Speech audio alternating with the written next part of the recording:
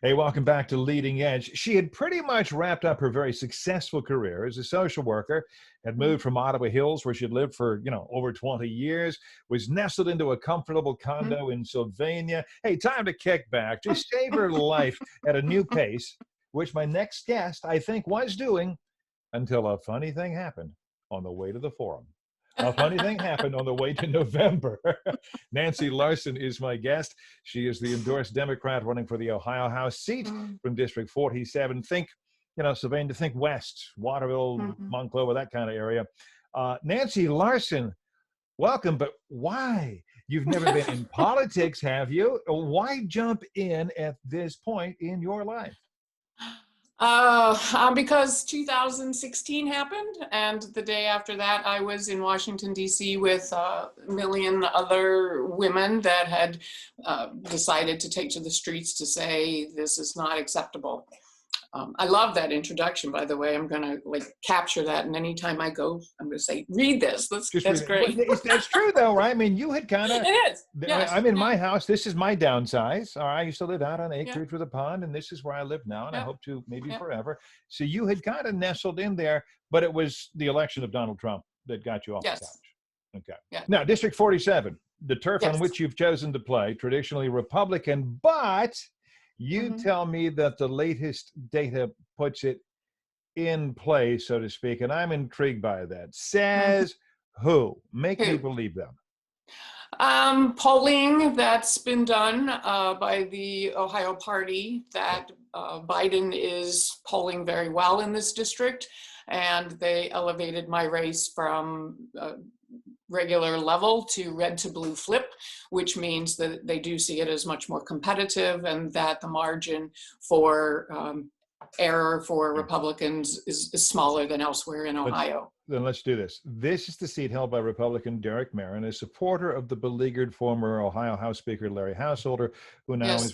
faces federal charges of running a huge bribery and extortion operation, first to Mhm. become Speaker, and then to bully and shoehorn a nuclear power plant bailout through the Mhm. House. But are you making that connection in your campaign? I mean, can Derek Merrin be blamed really in any way because somebody upline from him was Mhm. allegedly racketeering? There's a lot of information that I expect to come out with the FBI's subpoenas that they dropped on the day that Larry Householder was arrested. So I think just like today with Steve Bannon and his there's more to the story than we know right now. I do know that my opponent did not want to vote for Householder for Speaker. He preferred Ryan Smith because they both want a right to work um, state, and Householder made the deal that he would not allow right to work legislation to come in as long as he was Speaker. That's not what Derek Merrin wants. He wants us to be a right to work state, but he threw his support to Householder, I think, in exchange for some appointments, and that is, in my mind, that's pretty clear. This I am not a right to work proponent. I have a lot of labor support. I was a member of the UFCW. I understand what unions bring to the table, and we need them. So right.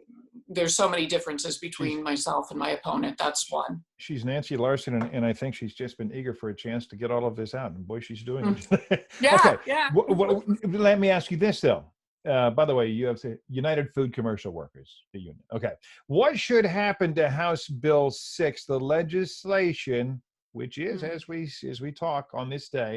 And you mentioned Mm-hmm. Steve Bannon. We're recording on Thursday. If you folks on the weekend are saying, "Yeah, Bannon, he got," you'll know what it all means by the weekend. Mm-hmm. What should happen to House Bill 6? I think that it should be revoked. Governor DeWine called for that initially, and this is a piece of legislation that went through with massive amounts of fraud and bribery. It's not something that should stand. If they want to rework it and put it up again, okay, but as it is, it needs to be taken away. No, it does. It was, we know it was bought and paid for. If it's Mm-hmm. good policy, if it's good legislation, it will pass again in a clean bill. Mm-hmm. She's Nancy. I got to take a break. And I want to come back and we're going to run you through some stances on different issues. You ready to go? Yep. All right, right after this break, this is Leading Edge. I'm back after this.